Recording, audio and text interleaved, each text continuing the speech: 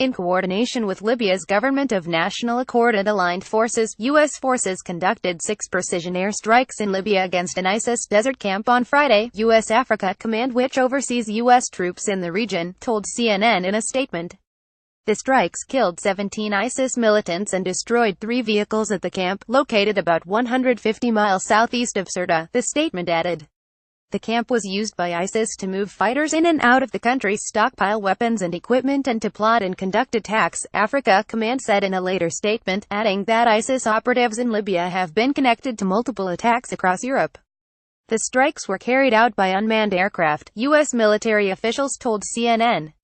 Trump approved the operation, signing off on it in the last week, one of the officials said.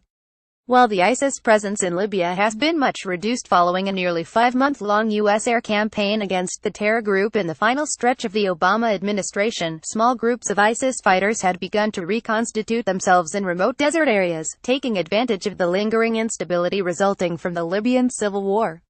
The United States will track and hunt these terrorists, degrade their capabilities and disrupt their planning and operations by all appropriate, lawful, and proportional means, including precision strikes, Africa Command's later statement added.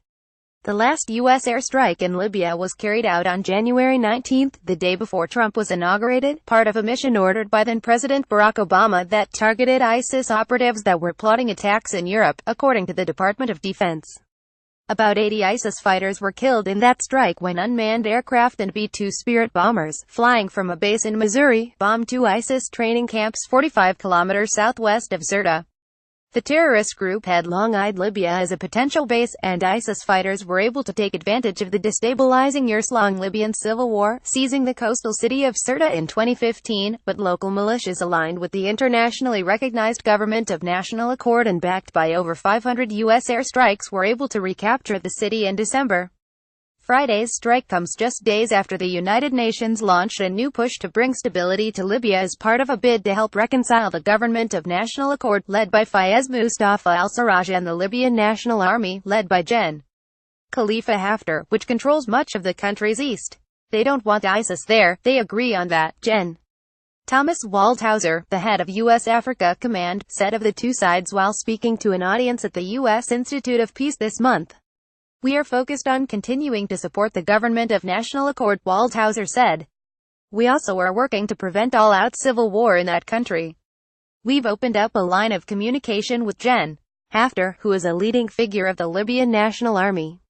He added, we are also of course keeping up the pressure on the counterterrorism fight in that country. But when asked in April if he envisioned a U.S. role in helping stabilize Libya, Trump said the U.S. would focus on fighting ISIS. I do not see a role in Libya. I think the United States has right now enough roles, Trump told reporters at a White House press conference alongside the Prime Minister of Italy. I do see a role in getting rid of ISIS. We're being very effective in that regard, Trump added.